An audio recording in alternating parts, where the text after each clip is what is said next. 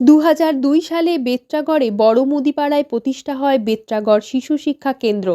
প্রতিষ্ঠার দিন থেকেই এই বিদ্যালয়ের প্রধান সহায়িকা পদে যোগদান করেছিলেন গ্রামেরই এক গৃহবধূ শঙ্করী হাজরা। দেখতে দেখতে পেরিয়ে গেছে ২২টি বছর। প্রথম সেই পাড়ার একটি আটচালায় শুরু হয় এই স্কুল, দুজন সহায়িকা নিয়ে। একজন তিনি নিজে, আর একজন অশোক পাঁজা। পরবর্তীতে 4টি ক্লাসের জন্য আরও একজন দিদিমণি নিয়োগ হয় সীমা সিংহ রায়।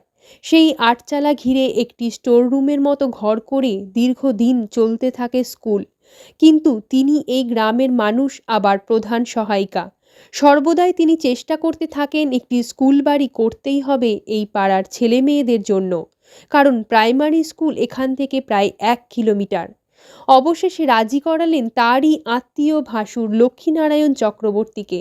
লক্ষ্মীনারায়ণবাবু স্কুলের জন্য 7 শতক জায়গা দান করলেন, আর সেই জায়গাতেই গড়ে উঠল স্কুল বাড়ি, হলো রান্নাঘর।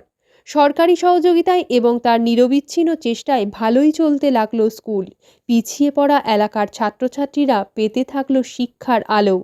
সময়ের সাথে সাথে অবসর নিয়েছেন অশোক পাঁজা ও সীমা সিংহ রায়। শেষ 2 বছর তিনি একা চালিয়েছেন এই স্কুল। শেষ 2 বছরে নেননি একটিও সিএল। আজকে বিদায়বেলার ভারাক্রান্ত হৃদয়ে বিষণ্ণ তিনি। জীবনের দীর্ঘ সময় কাটিয়েছেন এই কচিকাঁচাদের সঙ্গে। কিভাবে কাটবে তার সময়? বিদায়বেলার পাড়ার সকল মানুষ আসছেন তার কাছে দেখা করতে। সকলেরই চোখে জল। তাদের প্রিয় দিদিমণির এই স্কুলে আজ যে শেষ দিন। প্রত্যেক শিশু শিক্ষার্থী তাদের বড় দিদিমণির হাতে দিচ্ছে উপহার, প্রণাম করে নিচ্ছে আশীর্বাদ।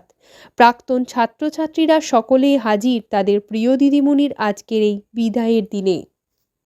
নাম হারানো কোনো পথের ঠিকানায়,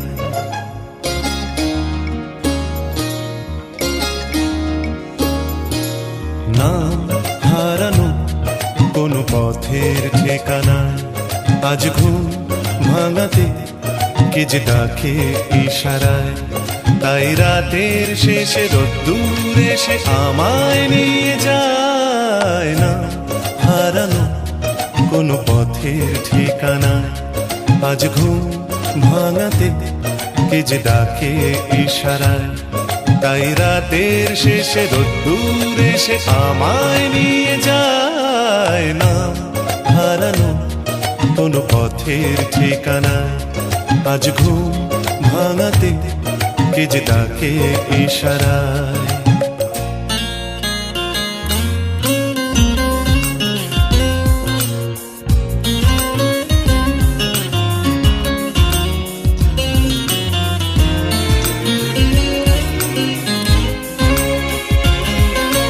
ফেলে আসা কোনো দিনের নীরবতা জেগে ওঠে আজ অন্য মুখরতায়। ফেলে আসা কোনো দিনের নীরবতা জেগে উঠে যেন বলে যেতে চায়। যাবে যদি চলো অন্য পথে, যে পথে মন যেতে চায়।